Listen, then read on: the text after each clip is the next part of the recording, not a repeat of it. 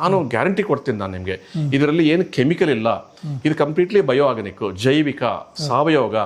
So ಇದು use ಮಾಡಿದ್ರೆ ನಿಮಗೆ ಒಳ್ಳೆ ರಿಸಲ್ಟ್ ಬರ್ತಾ ಇದೆ. ಇದು ಚಿಲ್ಲಿ ಮಿರ್ಚಿ ಅಂತ ಹೇಳ್ತೀವಲ್ಲ, ಸೊ ಅದರಲ್ಲಿ ಏನೇನು ರೋಗಗಳಿದೆ, ಇಳುವರಿ ಚೆನ್ನಾಗಿ ಹೆಂಗೆ ನಾವು ಮಾಡ್ಕೋಬೇಕು. ಸೊ ಇದು ಬಂದಾಗ ನಮ್ಗೆ ಏನಂದ್ರೆ ಗಿಡ 1-2 ತಿಂಗಳಲ್ಲಿ ಆಕ್ಚುಲಿ ಒಣಗೋದು ಸ್ಟಾರ್ಟ್ ಆಗ್ತದೆ. ಆಕ್ಚುಲಿ ಮಲ್ಲಪ್ಪ ಅಂತ, ಸೊ ಕರ್ನಾಟಕದಲ್ಲಿ ನೋಡಿದ್ರೆ ಇಡೀ ಬೇರೆಲ್ಲ ಗಂಟುಗಳು 1,000 ಕೋಟಿ ಜೀವಾಣುಗಳು ಮಾಡಬೇಕಂದ್ರೆ ಇದು ಹಾಕಬೇಕು. ಇದು 1 kg, ಇದು 1 ಲೀಟ್ರು, 200 ಲೀಟರ್ನಲ್ಲಿ ಹಾಕೊಂಡು, ಇದು ಜೈವಿಕ ಗೊಬ್ಬರ, ಇದು ಸಾಯಿಲ್ ಎನ್ರಿಚ್ ಅಂತ ಹೇಳ್ತೀವಿ ನಾವು, NPK ಇದರಲ್ಲಿ ಇರ್ತದೆ. ಆಕ್ಚುಲಿ ಬೇರು ಬೆಳವಣಿಗೆ ಚೆನ್ನಾಗಿರ್ತದೆ, ಗಿಡ ಬೆಳವಣಿಗೆ ಚೆನ್ನಾಗಿರ್ತದೆ, ರೋಗ ನಿರೋಧಕ ಶಕ್ತಿ ಜಾಸ್ತಿ ಆಗುತ್ತದೆ. ಮೈಟ್ಸು ಅಂತ ಹೇಳ್ತೀವಿ, ಆಮೇಲೆ ಥ್ರಿಪ್ಸು ಅಂತ ಹೇಳ್ತೀವಿ. ಇದಕ್ಕೆ ನಾವು ಆಕ್ಚುಲಿ ಖಂಡಿತ ಗಮನ ಕೊಡಬೇಕು, ರೈತರೆಲ್ಲ ಗಮನ ಕೊಡಬೇಕು. ಸೊ ತುಂಬ ಪವರ್ಫುಲ್ ಇದು. ಸೊ ಇದು ಜಾಸ್ತಿ ಮಾಡಬಾರ್ದು, 2 ಮಿಲಿ ಸಾಕು. ಈ ಪ್ರಾಬ್ಲಮ್ಸ್ ಇದೆಲ್ಲ ಕಡಿಮೆ ಆಗಬೇಕು ಅಂದರೆ ಇದು ಚಿಲ್ಲಿ ಸ್ಪೆಷಲ್ ಅನ್ನೋದು, ಚಿಲ್ಲಿ ಬೂಸ್ಟ್ ಅನ್ನೋದು ಇದು 2 ಗ್ರಾಮ್, ಇದು 2 ಮಿಲಿ. ತುಂಬ ಜನ ಯೂಸ್ ಮಾಡಿದರೆ ಒಳ್ಳೆ ರಿಸಲ್ಟ್ ಬಂದಿದೆ, ಭೂಮಿ ಆರೋಗ್ಯ ಚೆನ್ನಾಗಿದೆ. ನಮಸ್ಕಾರ, ನಮ್ಮ ಹೆಸರು ಡಾಕ್ಟರ್ MS ರಾವ್.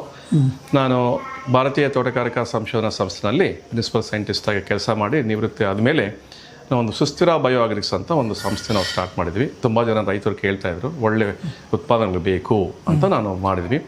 ಇವಾಗ ಇದು ಚಿಲ್ಲಿ ಮಿರ್ಚಿ ಅಂತ ಹೇಳ್ತೀವಲ್ಲ, ಸೊ ಅದ್ರ ಬಗ್ಗೆ ನಾನು ರೈತರಿಗೂ ಹೇಳ್ಕೊಡೋದಂದರೆ, ಸೊ ಅದರಲ್ಲಿ ಏನೇನು ರೋಗಗಳಿದೆ, ಸೊ ಆಮೇಲೆ ಪೆಸ್ ಏನು ಪ್ರಾಬ್ಲಮ್ಸ್ ಇದೆ, ಸಕಿಂಗ್ ಪೆಸ್ ಅಂತ ಹೇಳ್ತೀವಿ, ಆ ವೈರಸ್ ಪ್ರಾಬ್ಲಮ್ಸ್ ಅಂತ ಹೇಳ್ತೀವಿ.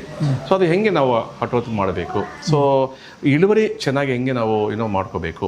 ಸೊ ಮುಖ್ಯವಾಗಿ ನಾವು ಏನು ಮಾಡಬೇಕಾಗಂದ್ರೆ, ನಾವು ಯೋಚನೆ ಮಾಡಿದೆ ಅಂದರೆ, ಇವಾಗ ರೈತರು ಸಸ್ಯಗಳು ತಗೊಳ್ತಾರೆ, ಅಲ್ಲೇ ಪ್ರಾಬ್ಲಮ್ ಸ್ಟಾರ್ಟ್ ಆಗ್ತದೆ. ಈ ಫಂಗಸ್ ಇಲ್ಲಿ ನೋಡಿದರೆ ಆ್ಯಕ್ಚುಲಿ ಸಸಿಗಳು ತಗೊಳ್ಳೋ ಟೈಮಲ್ಲೇ ಪ್ರಾಬ್ಲಮ್ ಇದೆ. ಅದೇ ನಾವು ಯೋಚನೆ ಮಾಡಬೇಕು. ತುಂಬಾ ಜನಕ್ಕೆ ನಾವು ರೈತರಿಗೂ ಹೇಳಿದ್ವಿ, ಸೀಡ್ಲಿಂಗ್ ಪ್ರೊಡ್ಯೂಸರ್ಸ್ ಯಾರೈತೆ ಸಸ್ಯಗಳು ಮಾಡ್ತಾ ಇದ್ರು ಅವ್ರಿಗೆ ಮಾತು ಕೊಟ್ಟಿದ್ವಿ.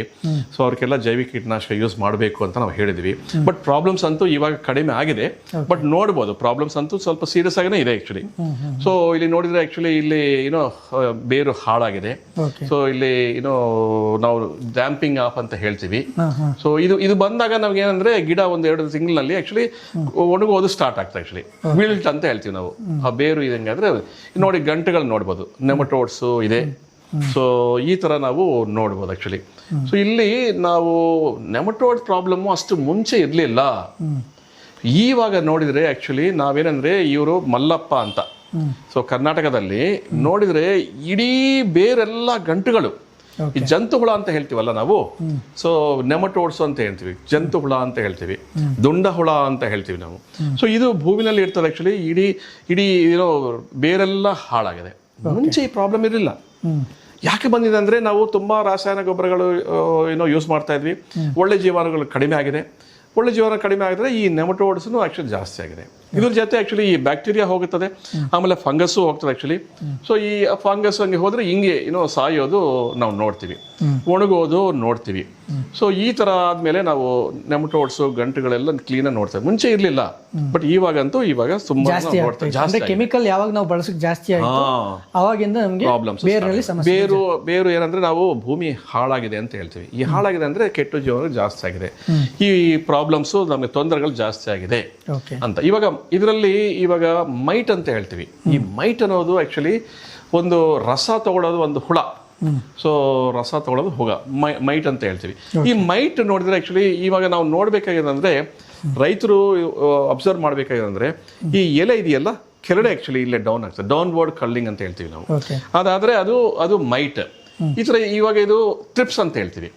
ಈ ಥ್ರಿಪ್ಸ್ ಆದ್ರೆ ಆಕ್ಚುಲಿ ಮೇಲೆ ಹಿಂಗೆ ಬರ್ತದೆ, ಆಕ್ಚುಲಿ ಎಲೆ ಹಿಂಗೆ ಮುಡ್ತಾ ಇರ್ತದೆ, ಹಿಂಗೆ ಇರ್ತದೆ.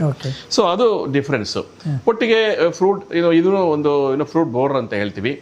ಸೊ ಆಂಥ್ರಾಕ್ನೋಸ್ ಅಂತ, ಇವಾಗ ಮಳೆಗಳೇ ಬಂದಾಗ ಚಿಲ್ಲಿ ನಾಟಿ ಮಾಡಿದ ಮೇಲೆ ಸೊ ಈ ಫಂಗಸ್ ಕೆಟ್ಟು ಶಿಲೀಂಧ್ರ ಸೊ ತುಂಬಾ ಜಾಸ್ತಿ ಪ್ರಾಬ್ಲಮ್ ಕೊಡ್ತಾ ಆಕ್ಚುಲಿ. ಸೊ ರೈತರಿಗೆ ತುಂಬಾ ಲಾಸ್ ಆಗ್ತದೆ. ಪೌಡ್ರಿ ಮಿಲ್ಡ್ಯೂ ಅಂತ, ಇದು ಒಂದು ಕೆಟ್ಟು ಶಿಲೀಂಧ್ರ ಬರುತ್ತದೆ ಆಕ್ಚುಲಿ. ಸೊ ಇದು ಪೌಡ್ರಿ ಮಿಲ್ಡ್ಯೂ. ಸೊ ಈ ತರ ನೋಡಿದ್ರೆ ಸೆರ್ಕೋಸ್ಪರ ಅಂತ ಒಂದು ಲೀಫ್ ಸ್ಪಾಟ್ ಬರ್ತದೆ. ಇದು ಜಾಸ್ತಿ ಪ್ರಾಬ್ಲಮ್ ಏನಿಲ್ಲ. ಸೊ ಬಟ್ ಇಲ್ಲಿ ಬ್ಯಾಕ್ಟೀರಿಯಲ್ ಲೀಫ್ ಸ್ಪಾಟ್ ಇದು ತುಂಬಾ ಪ್ರಾಬ್ಲಮ್ ಕೊಡ್ತಾರೆ ಆಕ್ಚುಲಿ ರೈತರಿಗೂ. ಇವಾಗ ನಾವು ಮೈಟ್ಸು ಥ್ರಿಪ್ಸು ಅಂತ ಹೇಳಿದ್ವಿ. ಸೊ ಅದು ಏನ್ ಮಾಡ್ತಾರೆ ಅಂದ್ರೆ, ಒಂದು 15 ದಿವಸ 16 ದಿವಸದಲ್ಲಿ ಬಂದ್ಬಿಡ್ತಾ ಇದೆ. ಅದ್ರ ಜೊತೆ ವೈರಸ್ ತಗೊಂಡ್ಬರ್ತದೆ. ತೊಗೊಂಬಂದ ಮೇಲೆ ಅದು ಒಂದು ತಿಂಗಳು ಆ್ಯಕ್ಚುಲ್ನಲ್ಲಿ 1-2 ತಿಂಗಳಲ್ಲಿ ನಾವು ಈ ವೈರಸ್ ಉದ್ರಿದ್ದು ತುಂಬ ನೋಡ್ಬೋದು.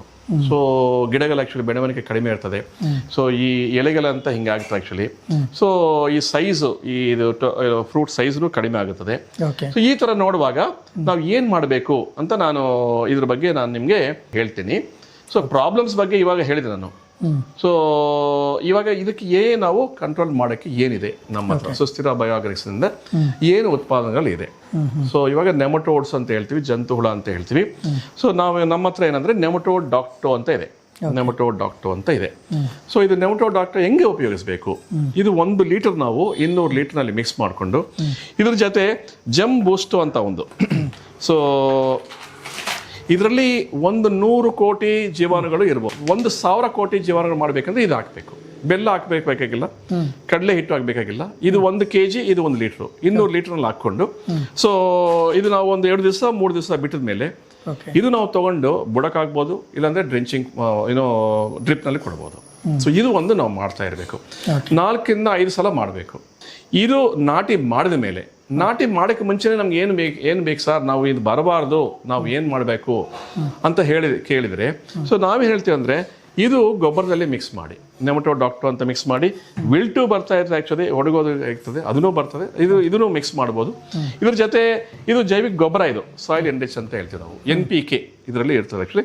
ಇದು 3 ಮಿಕ್ಸ್ ಮಾಡಿಕೊಂಡು ಸೊ ಒಳ್ಳೆ ವರ್ಮಿ ಕಂಪೋಸ್ಟ್ನಲ್ಲಿ ಇನ್ನು ಜೈವಿಕ ಗೊಬ್ಬರಗಳು ಎಲ್ಲ ಹಾಕಿದ್ರ ಮೇಲೆ ಜೈವಿಕ ಕೀಟನಾಶಕ ಜಾಸ್ತಿ ಆಗ್ತದೆ. ಅದು ನಾವು ಭೂಮಿಗೆ ಸೇರಿಸ್ಬೇಕು, ಬೆಡ್ ಮೇಲೆ ಹಾಕಬೇಕು. ಬೆಡ್ ಮೇಲೆ ಹಾಕಿದ್ಮೇಲೆ ನಾಟಿ ಮಾಡಬೇಕು. ನಾನು ಹೇಳೋದಂದ್ರೆ ಈ ನೆಮಟೋಡ್ ಡಾಕ್ಟೋ 3 ಸಲ ಉಪಯೋಗಿಸಿ, ವಿಲ್ ಡಾಕ್ಟೋ 3 ಸಲ ಉಪಯೋಗಿಸಿ, 5-5 ದಿವಸ ಗ್ಯಾಪ್ನಲ್ಲಿ ಕೊಟ್ಟರೆ ಒಂದು 6 ಸಲ ನಾವು ಕೊಡ್ಬೋದು. ಸೊ ಅವಾಗ ಏನಾಗ್ತದೆ ಅಂದರೆ ನಮಗೆ ವಿಲ್ಟು ಬೇರು ಬೆಳವಣಿಗೆ ಚೆನ್ನಾಗಿರ್ತದೆ, ಗಿಡ ಬೆಳವಣಿಗೆ ಚೆನ್ನಾಗಿರ್ತದೆ, ರೋಗ ನಿರೋಧಕ ಶಕ್ತಿ ಜಾಸ್ತಿ ಆಗುತ್ತದೆ. ಸೊ ಇಳುವರಿನೇ ಜಾಸ್ತಿ ಆಗುತ್ತೆ ಆ್ಯಕ್ಚುಲಿ. ಸೊ ರೋಗಗಳು ಪಡೋದು ಕಡಿಮೆ ಆಗುತ್ತೆ ಆ್ಯಕ್ಚುಲಿ. ರೋಗ ನಿರೋಧಕ ಶಕ್ತಿ ಜಾಸ್ತಿ ಆದರೆ ರೋಗಗಳು ಪಡೋದು ಕಡಿಮೆ ಆಗ್ತದೆ. ಸೊ ಇದು ನಾವು ಮಾಡೋದು ತುಂಬ ಇಂಪಾರ್ಟೆಂಟು. ಇದು ಮಾಡಿದರೆ ನಿಮಗೆ ನೀವು ಏನು ಕೆಮಿಕಲ್ಸು ಯೂಸ್ ಮಾಡೋದು ಬೇಕಾಗಿಲ್ಲ. ಇದು ಮಾಡಿಲ್ಲ ಅಂದರೆ ನಮ್ಗೇನಂದರೆ ಸೊ ಇವಾಗ 1-2 ತಿಂಗಳಾದಮೇಲೆ ನಮಗೆ ಚೆನ್ನಾಗಿ ಒಳ್ಳೆ ಕಾಯ ಬರುವಾಗ, 1-3 ತಿಂಗಳಾದಮೇಲೆ ಕಾಯ ಬರುವಾಗ ಪ್ರಾಬ್ಲಮ್ ಸ್ಟಾರ್ಟ್ ಆಗ್ತದೆ ಆ್ಯಕ್ಚುಲಿ. ಸೊ ಇಡೀ ಗಿಡ ಎಲ್ಲ ಒಣಗೋಗ್ತದೆ. 1 ಎಕರೆ ಇದ್ದರೆ 1 ಎಕರೆ 2 ಎಕರೆ ಎಲ್ಲ ಒಣಗೋಗ್ತದೆ. ಆ ಥರ ಆಗಬಾರ್ದು ಅಂತ ನಾವು ಹೇಳ್ತಾ ಇದ್ವಿ. ಸೊ ಇವಾಗ ಇದು ವಿಲ್ಟು ನಾವು ಯಾಜಮಾನ್ಯ ಹೆಂಗೆ ಮಾಡಬೇಕು ಅಂತ ನಾನು ಅದ್ರ ಬಗ್ಗೆ ನಾನು ಹೇಳಿದೆ. ಸೊ ನೆಕ್ಸ್ಟ್ ಇವಾಗ ಮೈಟ್ಸು ಅಂತ ಹೇಳ್ತೀವಿ, ಆಮೇಲೆ ಥ್ರಿಪ್ಸು ಅಂತ ಹೇಳ್ತೀವಿ. ಇದಕ್ಕೆ ನಾವು ಆ್ಯಕ್ಚುಲಿ ಖಂಡಿತ ಗಮನ ಕೊಡಬೇಕು, ರೈತರೆಲ್ಲ ಗಮನ ಕೊಡಬೇಕು. ಏನಂದರೆ ಇದರಲ್ಲಿ ತುಂಬ ಕೆಮಿಕಲ್ಸು ಬೆಳೆಸ್ತಾ ಇದ್ದಾರೆ, ಆದರೂ ಅವ್ರಿಗೆ ಏನಂದರೆ ಒಳ್ಳೆ ರಿಸಲ್ಟ್ ಬರ್ತಾ ಇಲ್ಲ. ಸೊ ಅದಕ್ಕೆ ನಾವು ಏನು ಹೇಳ್ತೀವಿ ಅಂದರೆ ಸಕ್ಕಿಂಗ್ ಪೆಸ್ಟ್ ಡಾಕ್ಟೋ ಅಂತ ಕೊಡ್ತೀವಿ. ಸಕ್ಕಿಂಗ್ ಪೆಸ್ಟ್ ಡಾಕ್ಟೋ ಅಂತ ಕೊಡ್ತೀವಿ. 2 ಮಿಲ್ಲಿ ಸಾಕಷ್ಟೇ. 2 ಮಿಲ್ಲಿ 1 ಲೀಟರ್ನಲ್ಲಿ ಹಾಕ್ಕೊಂಡು ಸಿಂಪನ್ನ ಮಾಡಬೇಕು. ತುಂಬ ಜನ ನಾವು ನೋಡಿದ್ದೀವಿ. ಸೊ ಅವ್ರು ಕರೆಕ್ಟಾಗಿ ಮಾಡ್ತಾ ಇದ್ದಾರೆ. ಇದು ಯಾಕೆ ಜಾಸ್ತಿ ಮಾಡಬಾರ್ದು ಅಂದರೆ ತುಂಬ ಪವರ್ಫುಲ್ ಇದು. ಸೊ ತುಂಬ ಪವರ್ಫುಲ್ ಇದು. ಸೊ ಇದು ಜಾಸ್ತಿ ಮಾಡಬಾರ್ದು, 2 ಮಿಲ್ಲಿ ಸಾಕು. ಸೊ ಇದು ಒಂದು ಉಪಯೋಗಿಸಿದ್ರೆ ಈ ಪ್ರಾಬ್ಲಮ್ ನಾವು ಕಡಿಮೆ ಮಾಡ್ಕೋಬಹುದು. ಈ ಪ್ರಾಬ್ಲಮ್ ನಾವು ಇದ್ರ ಜೊತೆ ಆ್ಯಕ್ಚುಲಿ ಏನಂದರೆ ಇದಾದಮೇಲೆ ನಮಗೆ ಈ ವೈರಸ್ ಪ್ರಾಬ್ಲಮ್ಮು ನಮಗೆ ಬರಲ್ಲ. ಸೊ ಇದು ಖಂಡಿತ ನಾವು ಮಾಡಲೇಬೇಕು. ಈ ವೈರಸ್ ಬಂದರೆ ಇಳುವರಿ ತುಂಬ ಕಡಿಮೆ ಆಗ್ತದೆ ಆ್ಯಕ್ಚುಲಿ. ಸೊ ಅದ್ರ ಮೇಲೆ ಬಂಡವಾಳ ಹಾಕ್ತಾರೆ ರೈತರು. 1-2 ತಿಂಗಳು 3 ತಿಂಗಳು ಆ್ಯಕ್ಚುಲಿ ತುಂಬ ಬಂಡವಾಳ ಹಾಕ್ತಾರೆ, ಮೈಕ್ರೋನ್ಯೂಟ್ರಿಯೆಂಟ್ಸು ಕೊಡ್ತಾರೆ. ಬಟ್ ದೆನ್ ಅವ್ರಿಗೆ ಏನಂದರೆ ಇದು ಬರಲ್ಲ. ಇವಾಗ ನಾವು ನೋಡಬೇಕಾಗಿರೋದಂದರೆ ಸೊ ಈ ಥರ ಇದು ಆಂಥ್ರಕ್ನೋಸ್ ಅಂತ ಹೇಳ್ತೀವಿ. ಇದು ನಾವು ಈ ರೋಗಗಳು ಕಡಿಮೆ ಮಾಡಬೇಕು. ಆಮೇಲೆ ಇಲ್ಲಿ ಈ ಥರ ಇದು ಪೌಡ್ರಿ ಮಿಲ್ಡ್ ಇದು ಕಡಿಮೆ ಮಾಡಬೇಕಂದ್ರೆ, ಲೀವ್ ಸ್ಪಾಟ್ ಕಡಿಮೆ ಮಾಡಬೇಕಂದ್ರೆ, ಆಮೇಲೆ ಇಲ್ಲಿ ಇದು ನೋಡಿದರೆ ನಿಮಗೆ ಇಲ್ಲಿ ಇದು ನೋಡ್ತೀವಿ ನಾವು. ಸೊ ಈ ಪ್ರಾಬ್ಲಮ್ಸ್ ಇದೆಲ್ಲ ಕಡಿಮೆ ಆಗಬೇಕು ಅಂದರೆ ಸೊ ಅದಕ್ಕೆ ನಮ್ಮ ಹತ್ರ ಈ ಚಿಲ್ಲಿ ಸ್ಪೆಷಲ್ ಅಂತ ಇದೆ. ಸೊ ಚಿಲ್ಲಿ ಸ್ಪೆಷಲ್ ಅಂತ ಇದೆ, ಇಲ್ಲಿ ವೆಜಿಟಬಲ್ ಸ್ಪೆಷಲ್ ಅಂತಲೂ ಇದೆ ಆ್ಯಕ್ಚುಲಿ. ಇದನ್ನು ಆ್ಯಕ್ಚುಲಿ ನಾವು ಯೂಸ್ ಮಾಡ್ಬೋದು. ಇಲ್ಲಾಂದರೆ ಚಿಲ್ಲಿ ಸ್ಪೆಷಲ್ ಅಂತ ನಾವು ಚಿಲ್ಲಿ ಸ್ಪೆಷಲ್ ಯೂಸ್ ಮಾಡ್ಬೋದು. ಇದು ಚಿಲ್ಲಿ ಸ್ಪೆಷಲ್ ಅನ್ನೋದು, ಚಿಲ್ಲಿ ಬೂಸ್ಟ್ ಅನ್ನೋದು ಇದು 2 ಗ್ರಾಮ್, ಇದು 2 ಮಿಲ್ಲಿ. ಇದು ಲ್ಯಾಕ್ಟೋಬ್ಯಾಸಿಲಸ್. ಇದು ಲ್ಯಾಕ್ಟೋಬ್ಯಾಸಿಲಸ್. ಇದರಲ್ಲಿ ಏನಂದರೆ ಆ್ಯಕ್ಚುಲಿ ಬ್ಯಾಕ್ಟೀರಿಯಾ ಕಂಟ್ರೋಲ್ ಮಾಡೋಕ್ಕೆ ಇದರಲ್ಲಿ ಲ್ಯಾಕ್ಟೋಬ್ಯಾಸಿಲಸ್ ಇದೆ. ಫಂಗಸ್ ಕಂಟ್ರೋಲ್ ಮಾಡೋಕ್ಕೆ ಇದರಲ್ಲಿ ಇದೆ. ಆಮೇಲೆ ಇವಾಗ ನಾವು ಫಂಗಸ್ ಕಂಟ್ರೋಲ್ ಮಾಡೋಕ್ಕೆ ನಾನು ಹೇಳಿದೆ ಏನು ವಿಧಾನ ಅಂತ. ಬ್ಯಾಕ್ಟೀರಿಯಲ್ ಮಾಡಬೇಕಂದ್ರೆ ಹೇಳಿದೆ ನಾನು. ನಾನು. ವೈರಸ್ಸು ನಾವು ಹತೋಟಿ ಮಾಡಬೇಕಂದ್ರೆ ನಾವು ಗಿಡ ಥ್ರಿಪ್ಸು ಮೈಟ್ಸ್ ಕಂಟ್ರೋಲ್ ಮಾಡೋಕ್ಕೆ ನಾವು ಸಕಿಂಗ್ ಪೆಸ್ಟ್ ಬಗ್ಗೆ ಹೇಳಿದೆ ನಾನು. ಸೊ ಈ ಭೂಮಿ ಆರೋಗ್ಯ ಹೆಂಗೆ ನೋಡ್ಕೋಬೇಕು, ಬೇರು ಬೆಳವಣಿಗೆ ಚೆನ್ನಾಗಿರಬೇಕು ಅಂತ ಇದ್ರ ಬಗ್ಗೆ ಎಲ್ಲ ಹೇಳಿದೆ. ಸೊ ಈ ಥರ ನಮ್ಮ ಹತ್ರ ಪ್ರತಿಯೊಂದು ಸಮಸ್ಯೆಗೂ ಆ್ಯಕ್ಚುಲಿ ಉತ್ಪಾದನೆಗಳಿದೆ. ಸೊ ರೈತರು ಏನಂದ್ರೆ ಇದು ಯೂಸ್ ಮಾಡ್ಬೋದು, ತುಂಬಾ ಜನ ಯೂಸ್ ಮಾಡಿದ್ರೆ ಒಳ್ಳೆ ರಿಸಲ್ಟ್ ಬಂದಿದೆ, ಭೂಮಿ ಆರೋಗ್ಯ ಚೆನ್ನಾಗಿದೆ. ಅವ್ರೇನಂದ್ರೆ ಒಂದು 60% ಆಕ್ಚುಲಿ ರಾಸಾಯನ ಕೀಟನಾಶಕಗಳು ಕಡಿಮೆ ಮಾಡಿದ್ದಾರೆ, ರಾಸಾಯನ ಗೊಬ್ಬರಗಳು ಕಡಿಮೆ ಮಾಡಿದ್ದಾರೆ. ತುಂಬಾ ಜನ ಹೇಳ್ತಾ ಇದ್ದಾರೆ, ನಾನು ಗ್ಯಾರಂಟಿ ಕೊಡ್ತೀನಿ ನಾನು ನಿಮ್ಗೆ, ಇದರಲ್ಲಿ ಏನು ಕೆಮಿಕಲ್ ಇಲ್ಲ, ಇದು ಕಂಪ್ಲೀಟ್ಲಿ ಬಯೋ ಆರ್ಗಾನಿಕ್, ಜೈವಿಕ, ಸಾವಯವ. ಸೊ ಇದು ಯೂಸ್ ಮಾಡಿದ್ರೆ ನಿಮ್ಗೆ ಒಳ್ಳೆ ರಿಸಲ್ಟ್ ಬರ್ತಾ ಇದೆ, ಇಳುವರಿ ಬರ್ತದೆ. ನಾವೇನಂದ್ರೆ ಇವಾಗ ವಿಷಪೂರಿತ ಆಹಾರ ನಾವು ತಗೊಳ್ತಾ ಇದ್ವಿ. ಸೊ ಇದು ನಾವು ಯೂಸ್ ಮಾಡಿದ್ರೆ ಆಕ್ಚುಲಿ ವಿಷರಹಿತ ನಾವು ಚಿಲ್ಲಿ, ವಿಷರಹಿತ ತರಕಾರಿ ನಾವು ಉತ್ಪಾದನೆ ಮಾಡ್ಬೋದು.